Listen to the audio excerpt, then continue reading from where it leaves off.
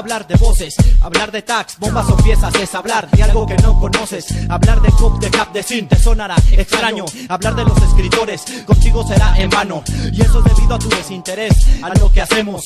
Tú hablas de nosotros como si nos conocieras, pero nosotros más a ti te conocemos, porque hemos recibido de ti 1,000 quejas. Gracias a ti hemos estado tras las rejas. Lo que hacemos no lo entenderán mentes tan pequeñas como lentejas. ¿Por qué mejor no me dejas si te preocupas por tu fachada, que ya la traigo entre mis dos cejas? Hablar de graf es hablar de pensamientos, de rebeldía, de inquietud y de sentimientos. Hablar de graf suele ser una utopía. Sí, una utopía, una utopía. Sí. Hablar de graf es hablar de pensamientos. Hablar de graf es hablar de sentimientos. Hablar de graf es hablar de rebeldía. Hablar de graf suele ser una utopía. Hablar de graf es hablar de voces.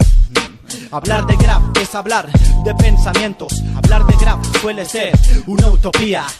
Una utopía. Sí, sí, sí. Utopía. Quisiera pintar la luna, quisiera pintar las montañas y el sol. No quiero hacerlo con brocha, quisiera hacerlo con un aerosol. Quisiera pintar tu casa y las avenidas a plena luz. Quisiera pintar los vidrios uno por uno del autobús. Quisiera poner mi tag en la cara del presidente. Quisiera que todas las bombas y las piezas hablaran. Quisiera que los políticos estas voces se escucharan. Quisiera que todos los diarios hubiera una página de graf. Quitaran la nota roja y pusieran una que diga cap. Quisiera que en las noticias no pasaran escenas de sangre. Quisiera que todo el mundo pintara y que nadie muriera de hambre. Quisiera ver en la calle buenos trazos y no rayones. Quisiera que no hubiese guerras ni problemas de religiones. Quisiera que el aerosol fuese de 800 mililitros, que fuera multicolor y contara con varias acciones. Quisiera que los olores de la pintura fueran curativos. Quisiera que los solventes para la salud no fuesen nocivos. Quisiera que en el hip hop no hubiese desigualdad. Quisiera que los MCs conocieran lo que es humildad.